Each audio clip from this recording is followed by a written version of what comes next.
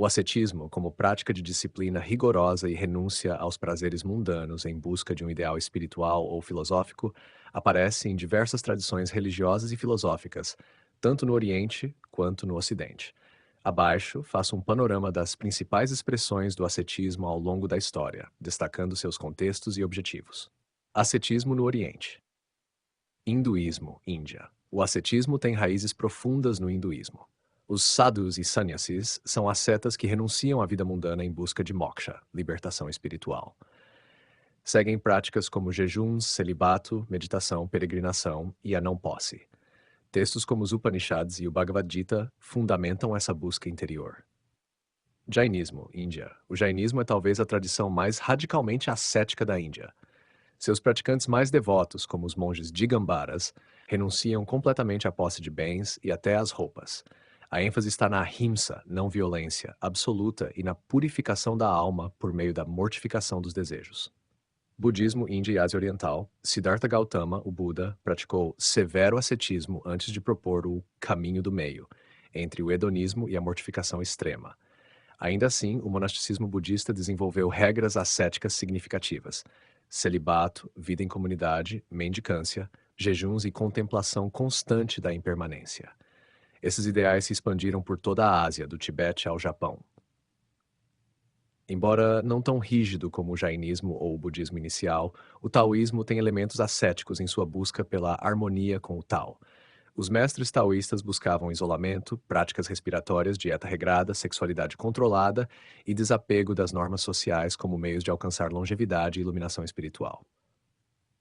Ascetismo no Ocidente. Pitagóricos, Grécia Antiga. A escola de Pitágoras adotava uma vida regrada: celibato, vegetarianismo, silêncio ritual, estudo e disciplina moral. Acreditavam na transmigração das almas e buscavam a purificação através da ordem e do autodomínio, aproximando-se da ideia de uma vida filosófica como vocação espiritual. Estoicos, Grécia e Roma. Embora não sejam ascetas no sentido religioso, os estoicos valorizavam a autossuficiência, o controle dos impulsos, o desapego e a vida em conformidade com a razão e a natureza. Para figuras como Epicteto e Marco Aurélio, a renúncia aos prazeres era uma via para a liberdade interior. Cristianismo primitivo e monasticismo. O ascetismo cristão floresceu especialmente a partir do século III, com os padres do deserto no Egito, como Santo Antão. A tradição monástica se organizou com figuras como São Bento, no Ocidente, e São Basílio, no Oriente. Os monges e freiras viviam em castidade, pobreza, obediência e oração contínua. A penitência e a negação da carne eram caminhos para imitar Cristo e preparar a alma para o reino de Deus. Islamismo sufista. No interior do Islã, o sufismo desenvolveu práticas ascéticas voltadas à purificação da alma e à proximidade com Deus. Embora o sufismo seja também poético e místico, há ordens que enfatizam jejuns, vigílias, peregrinação e o desapego do mundo como meios de transcendência. Movimentos heréticos medievais, Ocidente cristão. Movimentos como os cátaros, valdenses e beguinas praticaram formas de ascetismo fora da ortodoxia da Igreja. Eram grupos que buscavam uma vida de simplicidade, pureza e negação do mundo como protesto contra a corrupção e o luxo clerical. Modernidade e filosofia. Ainda que o ascetismo tenha perdido seu papel religioso central, alguns filósofos modernos e contemporâneos retomaram o ideal ascético sob outro viés. Nietzsche, por exemplo, criticou o ideal ascético como sintoma de decadência, mas reconhecia sua força histórica e cultural. Já figuras como Gandhi, influenciado por hinduísmo e jainismo, usaram o ascetismo como instrumento político e ético. Essas diversas formas de ascetismo, embora distintas em doutrina e prática, compartilham a ideia de que a renúncia ao conforto e ao desejo pode conduzir a um estado superior de existência, seja ele espiritual, moral ou filosófico. Quer que organize essas tradições em uma tabela comparativa com objetivos, práticas e figuras centrais. Apesar de suas diferenças culturais e geográficas, as tradições ascéticas do Oriente e do Ocidente compartilham motivações centrais semelhantes, que revelam algo profundamente enraizado na condição humana: o desejo de transcendência, a busca por uma vida mais autêntica e a libertação do sofrimento e da ilusão. Tanto no pensamento oriental quanto no ocidental, o ascetismo emerge como uma resposta à percepção de que a vida comum dominada por desejos, posses e paixões, afasta o ser humano de sua verdadeira natureza, seja ela espiritual, moral ou racional. No Oriente, o ascetismo aparece frequentemente como parte de uma cosmologia cíclica, na qual a alma está presa ao samsara, o ciclo de renascimentos, e deve ser libertada. Essa libertação, moksha para hindus ou nirvana para budistas, exige o desapego radical do eu, dos desejos e da ilusão. Os sadhus hindus, os jainas, os monges budistas e os mestres taoístas muitas vezes se retiram do mundo, adotando o silêncio, a meditação, a mendicância e o controle como meios de purificar a mente e dissolver o ego. No Ocidente, por outro lado, embora a visão cíclica da existência não seja predominante, há uma busca semelhante por purificação e superação do mundo material. O ascetismo cristão, por exemplo, parte da ideia de que a carne e o mundo estão corrompidos pelo pecado e que a salvação se encontra no afastamento das paixões, na humildade, na castidade e na entrega a Deus. Os monges do deserto, os santos medievais e os reformadores espirituais encarnaram esse ideal. Já os filósofos gregos, como os estoicos ou os pitagóricos, praticavam uma forma de ascetismo racional. Domar os desejos, viver com moderação e orientar a vida pela razão era visto como o caminho para a virtude e a liberdade interior. Assim, ainda que as linguagens sejam diferentes, karma e dharma no Oriente, pecado e redenção no Ocidente, a prática ascética serve a propósitos análogos, romper com o imediato, com o corpo e com os desejos, para alcançar uma forma superior de vida. Ambos os mundos veem na disciplina do corpo um instrumento de libertação da alma ou do espírito. Em ambos, também, encontramos a noção de que a sabedoria ou a iluminação só pode ser alcançada por meio do silêncio, da renúncia e da introspecção. Há intersecções notáveis quando olhamos, por exemplo, para o monasticismo budista e o cristão. Ambos criam comunidades separadas da sociedade, regidas por regras estritas, onde o tempo é consagrado à oração, meditação, estudo e trabalho simples. Ambos praticam votos de pobreza, castidade e obediência. O mesmo pode ser dito das experiências de retiro e contemplação do taoísmo e de correntes místicas cristãs e islâmicas, como o sufismo. A busca por desapego e união com o princípio supremo, seja ele o Tao, Deus ou o vazio, revela uma profunda semelhança existencial. Mesmo as diferenças ideológicas, como a valorização da razão entre gregos versus a anulação do eu entre hindus e budistas, não anulam os pontos de encontro na prática. Todos apontam para uma ética do autocontrole, da simplicidade e da interiorização como resposta à agitação e à superficialidade do mundo externo. Em síntese, o ascetismo, tanto no Oriente quanto no Ocidente, é a expressão de uma mesma inquietação, a de que há algo além do imediato e do sensível, algo que só pode ser alcançado quando o ser humano se esvazia de si mesmo. O asceta em qualquer canto do mundo é aquele que nega o mundo não por ódio à vida, mas por amor a algo mais profundo, seja a verdade, o bem, Deus ou a própria liberdade. Quer aprofundar esse paralelo em alguma tradição específica? A tradição dos Padres do Deserto representa uma das expressões mais radicais e influentes do ascetismo cristão. Surgida entre os séculos 3 e 5 no Egito, na Síria e na Palestina, ela marcou uma transição fundamental na espiritualidade cristã. O deslocamento da fé vivida em comunidades urbanas para a busca solitária e rigorosa de Deus nos desertos. Ali, longe das distrações e corrupções do mundo, esses homens e mulheres, eremitas, anacoretas e depois cenobitas, se dedicaram inteiramente à oração, ao jejum, ao silêncio e à luta interior contra as paixões. A figura central dessa tradição é Santo Antão do Deserto, c. 251-256, considerado o pai do monasticismo cristão. Sua vida foi imortalizada por Atanásio de Alexandria na célebre Vida de Antão, obra que teve enorme impacto no mundo cristão, especialmente no Ocidente Latino, onde inspirou movimentos monásticos durante séculos. Segundo a narrativa, Antão nasceu no Egito e, após ouvir no Evangelho o chamado de Jesus, "Se queres ser perfeito, vai, vende tudo o que tens, dá aos pobres e segue-me", abandonou suas posses, confiou sua irmã a um convento e retirou-se ao deserto para viver uma vida de solidão, penitência e combate espiritual.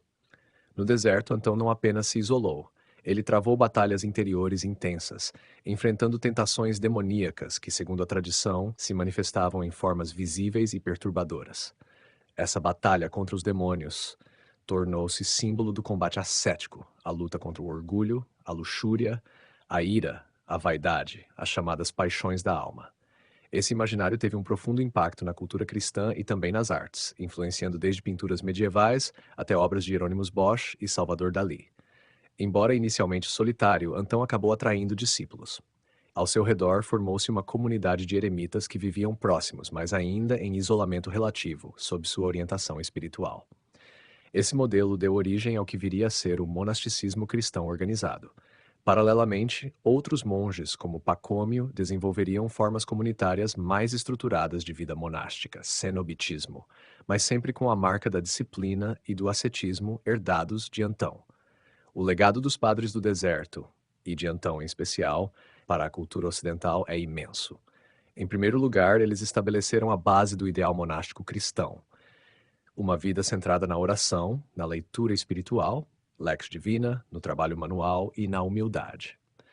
Em segundo lugar, criaram uma rica tradição de sabedoria espiritual, registrada em apoftegmas, ditos dos padres, que seriam amplamente lidos na Idade Média e inspirariam obras de teologia mística, como as de São João Cassiano e posteriormente São Bento, rei, que fundaria a principal regra monástica do Ocidente.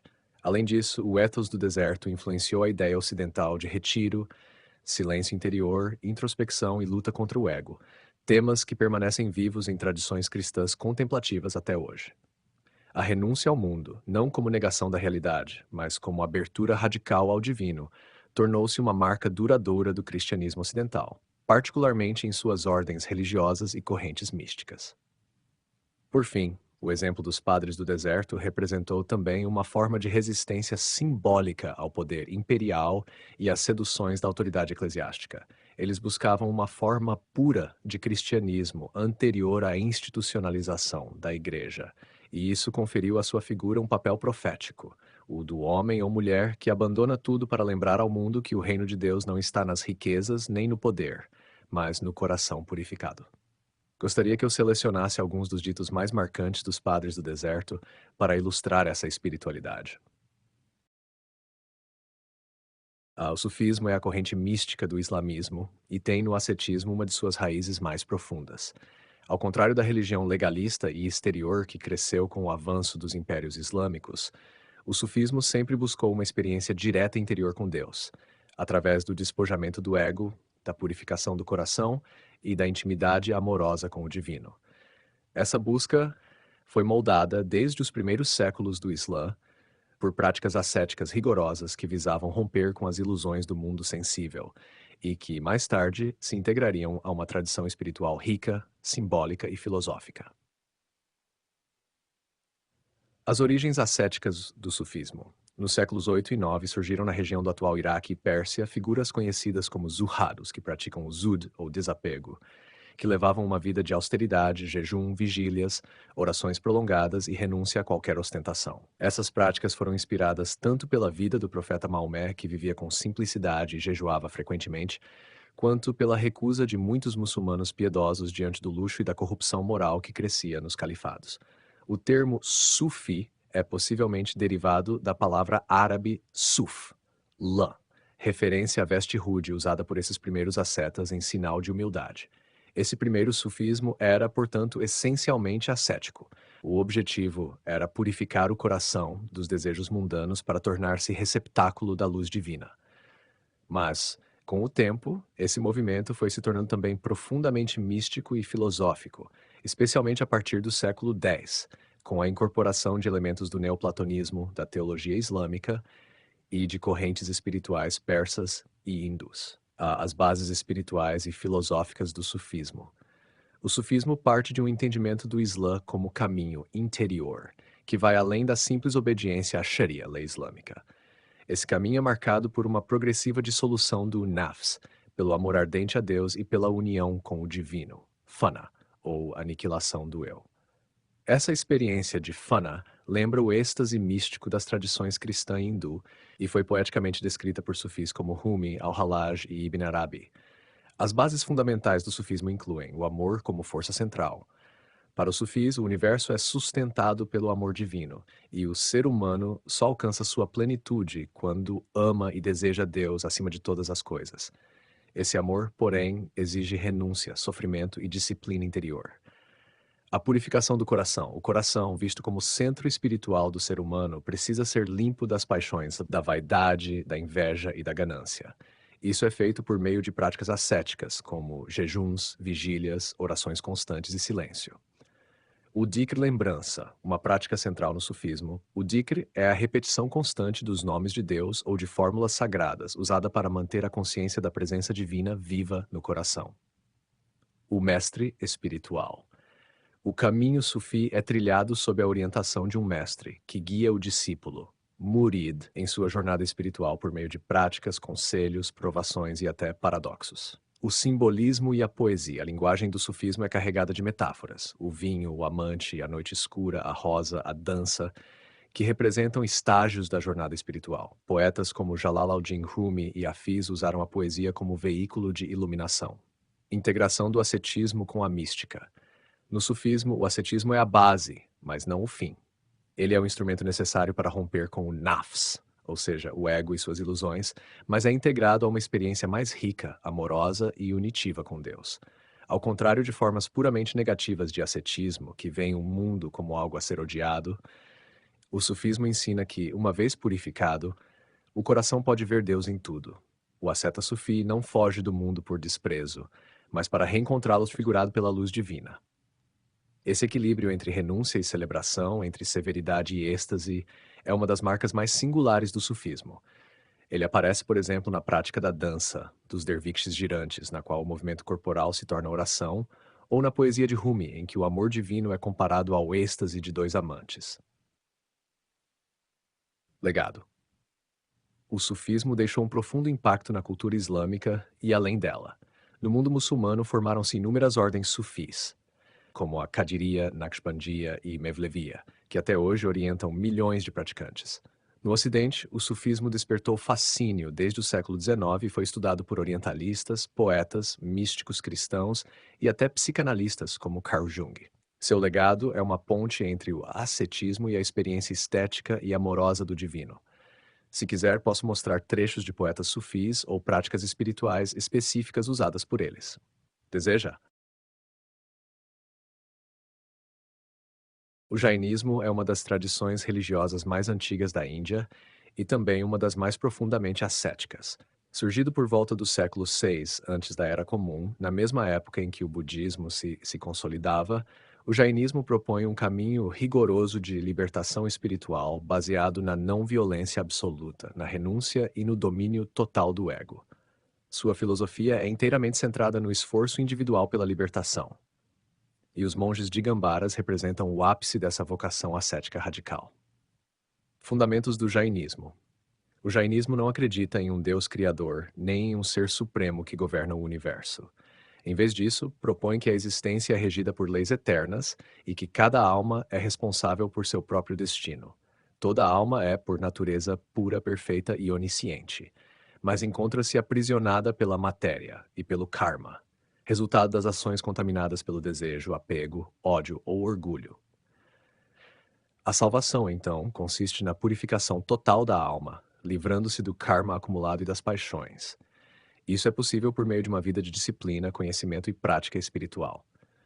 Os três princípios centrais do jainismo são chamados de Triratna, três joias: certa fé, percepção verdadeira da realidade; certo conhecimento, compreensão das leis do karma e da alma; certa conduta, prática ética e ascética que leva à libertação.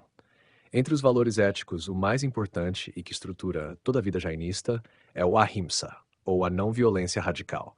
Isso inclui não apenas evitar matar seres humanos, mas não ferir nenhum ser vivo, nem mesmo insetos ou micro-organismos. Esse princípio conduz à vida vegetariana estrita, ao uso de máscaras para evitar matar seres ao respirar e à extrema cautela ao andar ou manipular objetos. A tradição asceta e os digambaras. A prática ascética está no coração do jainismo, especialmente entre os monges. E entre eles, os digambaras, vestidos de céu, representam o extremo da renúncia. Para os digambaras, um monge que alcança o grau mais elevado de desapego deve renunciar até às roupas, pois a posse de qualquer coisa, inclusive vestimentas, representa um vínculo com o mundo. Eles vivem nus como expressão máxima de desapego e entrega total à não posse. Outras práticas ascéticas incluem jejuns prolongados, que podem durar semanas, meditação em pé ou sentados por horas ou dias, silêncio ritual como forma de domar a palavra e a mente, desapego total da vida social e familiar, renúncia à propriedade, à sexualidade e à violência em qualquer forma. Os Digambaras consideram que as mulheres, por sua ligação com a corporeidade e a reprodução, não podem alcançar a libertação nesta vida, visão contestada por outra corrente jainista, os Vetambaras, vestidos de branco, que aceitam monjas e admitem que elas podem atingir a salvação. A meta final do asceta jainista é alcançar o estado de Kevala Jnana, o conhecimento perfeito, estado em que a alma se liberta do ciclo de renascimentos, samsara, e ascende a uma condição pura e eterna, sem necessidade de mais corpo, dor ou ilusão. Conexão entre filosofia e ascetismo. O ascetismo jainista não é um complemento à doutrina, mas sua consequência lógica. Se todo karma resulta de ações impuras ou impulsos do desejo, a única forma de libertar-se completamente é interromper toda forma de apego e agir com absoluta consciência. Isso exige vigilância contínua, autocontrole extremo e, muitas vezes, sofrimento físico. Mas esse sofrimento é visto como purificador, uma queima do karma residual. Assim, ao contrário de tradições que veem o corpo como um meio de serviço ou celebração, o jainismo o vê como uma prisão, e o ascetismo é a chave que abre as portas da alma. Legado. O jainismo teve enorme influência sobre a cultura indiana, particularmente no desenvolvimento do ideal da não-violência, que séculos depois inspiraria figuras como Mahatma Gandhi. Ele também deixou marcas na arquitetura, arte e na ética de comunidades comerciantes jainistas, que se destacam pelo vegetarianismo, filantropia e rigor moral. Mas é entre seus monges ascetas, especialmente os Digambaras, que se encontra a mais extrema forma de disciplina espiritual já institucionalizada no Oriente. Se quiser, posso explorar o contraste entre o ascetismo jainista e o budista. Deseja seguir por esse caminho?